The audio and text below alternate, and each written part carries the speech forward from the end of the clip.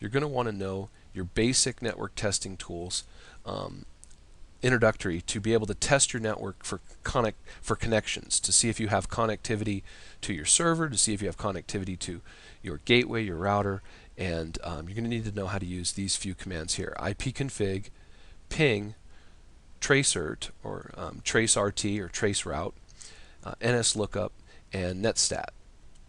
So let's run through an example of all these commands.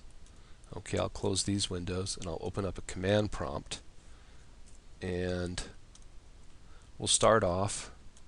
I can make this a little bit bigger, make the font a little bit bigger for you so it's easier to see. Okay, so now that I have the font a little bit bigger, I'll run an ipconfig. And what can you learn from by running an ipconfig? Well, you're going to be able to get your IP address, your subnet mask, and your gateway. So, and this can be useful because if you've set your computer to DHCP client to automatically obtain this, you can't see it by going to the NIC and right-clicking and looking at your properties. You won't be able to see what IP address you received. So you need to be able to do this to find out what is my IP address. Okay, IP address, subnet mask, and gateway. But we don't see our DNS server information, and we also there's a couple other things we can see if we put in ipconfig space /all. If we put in that command, we can see our host name, we can see our physical address right here, which is the MAC address of our NIC, of our network interface card. So our Ethernet card has this MAC address burned into it. We can see that DHCP is off and that we have our subnet mask, we see our gateway, and our DNS server information. Okay, and this is once again using just an XP client. There's probably going to be a lot more information if you do this in there will be more information if you do it in Windows 7 or Windows Vista, because you'll see IP version 6 information and you'll probably see more interfaces, but this is a very simple client for this example. Okay, so that is ipconfig and ipconfig all. Very useful. You'll need to know those tools. Next, ping. You're going to need to know how to use a ping command to be able to test to see if you're connected on the network, and mainly if you can, let's say, get a response from your router. So in this case, I'll say ping, and then I'll type the IP address of the router. So I'll say the gateway, 192.168, and I'll put in the IP address of my gateway, and you can see here that I'm getting a reply from the gateway, and that means that I have communications established with the gateway router. And that's a very useful tool, be able to ping another computer on your network and see if you can contact them. Ping uses the ICMP protocol and sends out an echo request, and then the packets that come back are echo replies. And sometimes you can have a situation where you're pinging a computer and you actually have a situation where your firewall could be blocking those pings, your echo requests could be getting to the destination but not coming back because they could be being blocked. Another thing about ping is you can ping domain names too. Now when you ping a domain name, there's going to need to be a domain name server to be able to resolve the name. So like if I ping yahoo.com, this is going to test not if I can just get to my router and back, but it's going to test to see if I can get all the way to Yahoo's web server and back. So it's going to go across the internet over multiple routers to get there and then return. So you can see there I can get a reply. That shows that I can resolve DNS. I can go out across the internet and come back in. So that's pretty useful. A lot aside from ping, we can also do a traceroute. Now, a traceroute will show us almost like a ping, but much more detailed as the requests for replies travel across the internet. Each router along the way will send a reply or send a message back, and so we'll be able to see every router along the way send a return message. So I can say trace RT or tracert, and I'll do the same thing, do it to yahoo.com as an example. And as this trace command gets sent out over the internet, you can see all of the routers or hops along the way communicating back, and you can trace that here.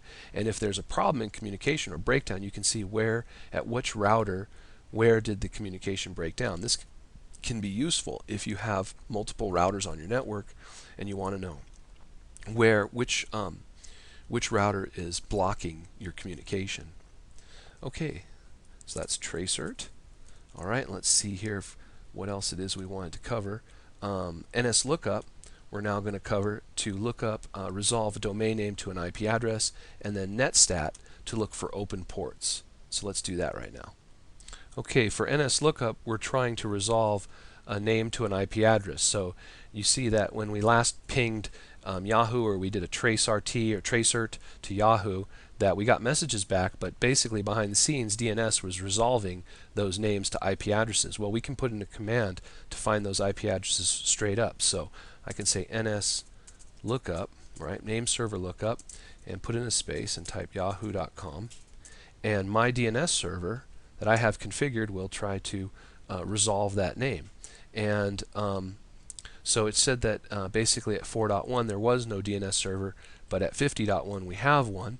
So there's a misconfiguration there, right? Or passed it on to 50.1, and we got this reply that yahoo.com resolves to these IP addresses.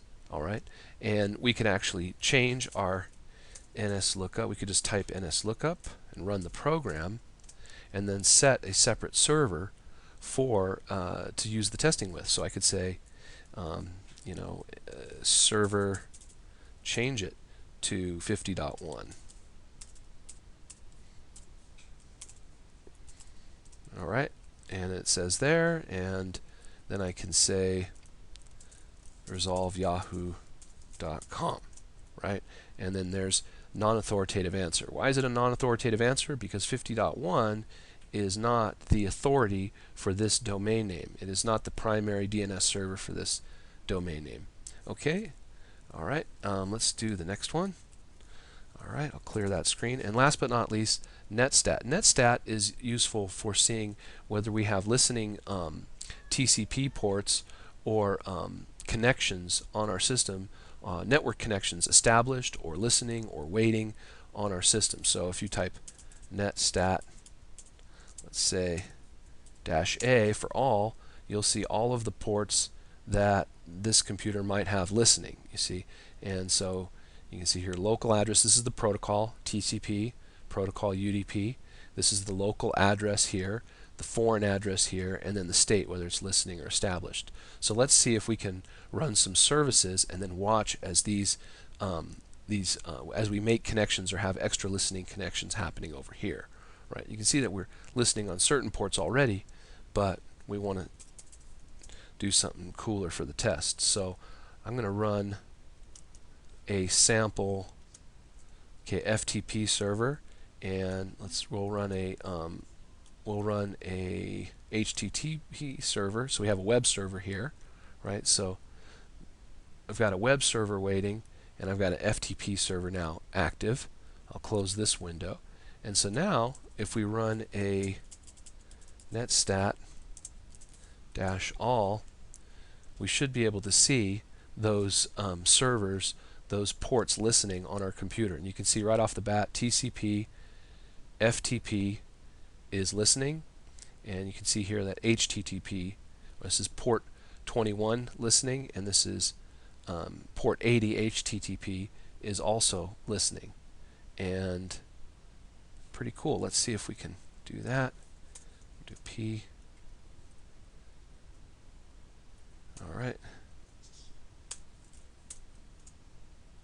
This is without names, so I did a /AN, and now you can see the port numbers. So you can see here that 21 is listening on 000, meaning every listening on 000, listening for every incoming address on port 21 because it's running an FTP server. Port 80, 000, listening for any incoming address on port 80 for the web server. So very useful tool to see which connections are established and which are simply listening and which are waiting, and network basically channels that your computer is communicating on.